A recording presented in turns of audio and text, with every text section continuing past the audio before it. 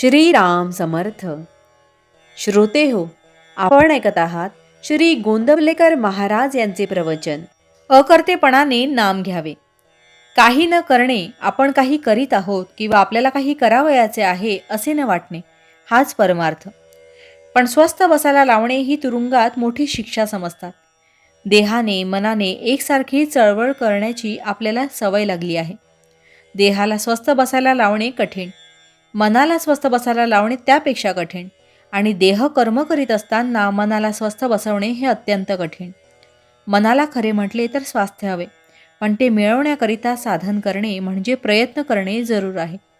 मनाचे स्वास्थ्य बिघडायला कारणे काय ती पाहू. पहिले, आपल्या इच्छेविरुद्ध गोष्ट होणे. दुसरे, आपल्या मागच्या बऱ्या वाईट कर्माची आठवण होणे.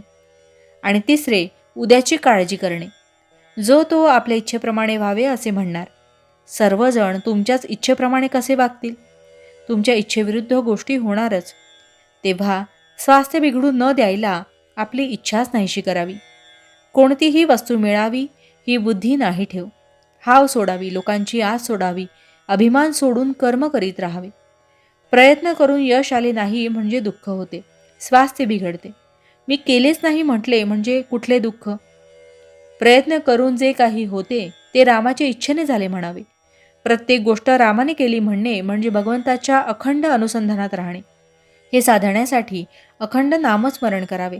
जे झाले, जे होते आहे आणि जे होईल ते भगवंताचेच आपल्या हिताकरिता करणे आहे. आपण करते नाही असे मानणे, याला अखंड भगवंत नामस्मरण पाहिजे. सारांश, जे जे काही झाले ते ते भगवंतानेच आपल्या हिताकरिता केले. उद्याची काळजी भगवंतालाच आहे. त्याला काय योग्य वाटेल ते तो करील.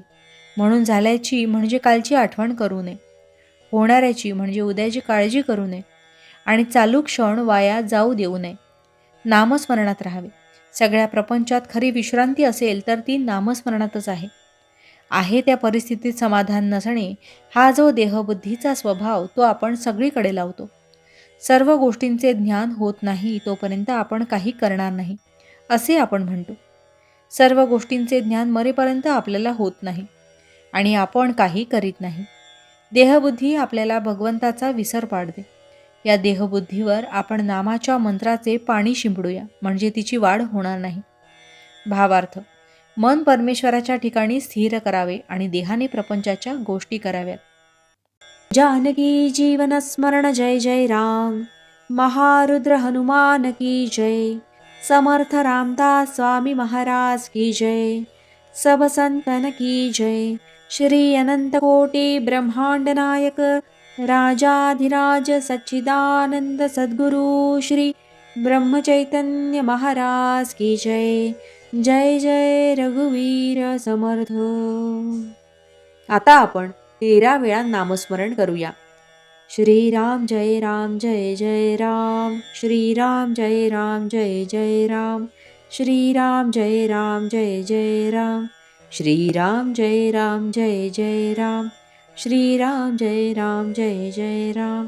श्रीराम जय राम जय जय राम. श्रीराम जय राम जय जय राम. श्रीराम जय राम जय जय राम. श्रीराम जय राम जय जय राम. श्रीराम जय राम जय जय राम.